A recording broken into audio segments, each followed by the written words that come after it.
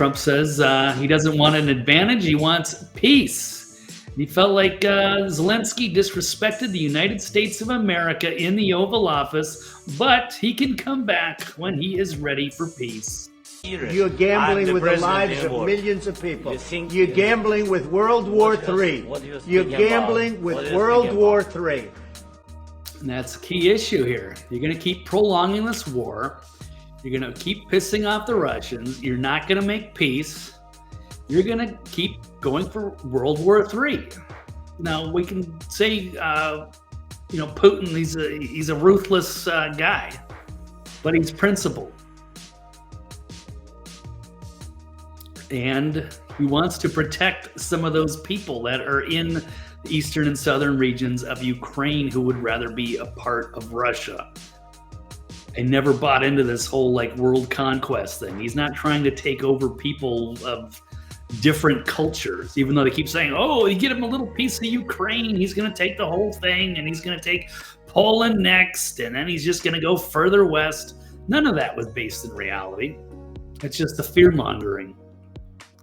And this guy's got the nerve to keep asking for more money, even though he doesn't stand a chance of winning this war.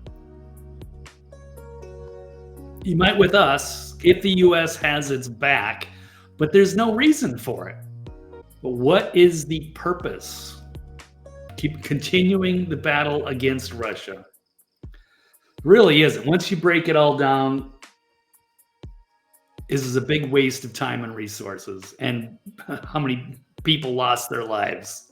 Your country is in big trouble. Can I Wait answer? a minute. No. You've done a lot of talking. Your country is in big trouble. I know. You're not winning. I know. You're not winning this. I do want to make a point. What about the Russian troops crossing the border?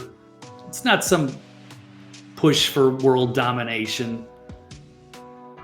These people in the Donbass and Crimea want to be a part of Russia. Now, this would be different. This would be totally different. Supporting a war for Ukraine if these people did not want to be a part of Russia, right? If it was just, Putin just wants to, be a dictator, and he wants to be like Hitler, and he wants to take over the world, and none of these people want to be a part of Russia, and he's trying to force his way. But that's not true. This is saying the vast majority of Crimeans welcome the Russians. I believe they've had elections where they've voted 90% of them want to be a part of Russia.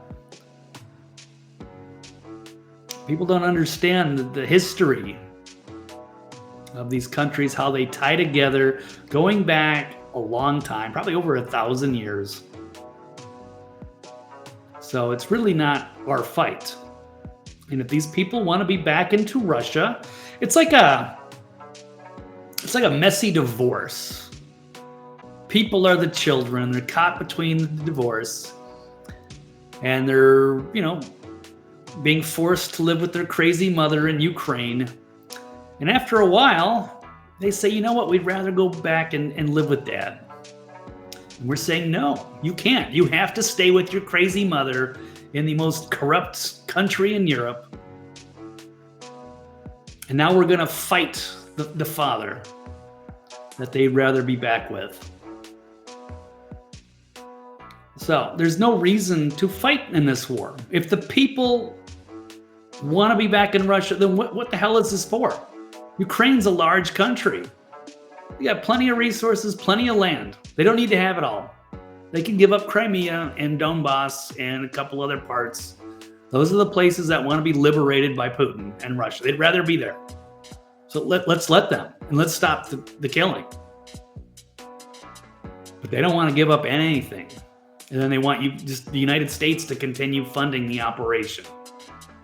Been enough. Thank you, Deb. I hope that was on point. And should we keep aiding Ukraine to fight the Russians? No. We've done enough. Again, there's nothing to fight for. I mean, if the Russians were invading Poland, that would be different, right? Because those Polish people, Polish culture, that would be an invasion. You're forcing people that don't want to live in your country, and you're just absorbing them. But that's not what's happening. Ukraine or Crimea, Donbass, and other regions want to be with Russia. Let them.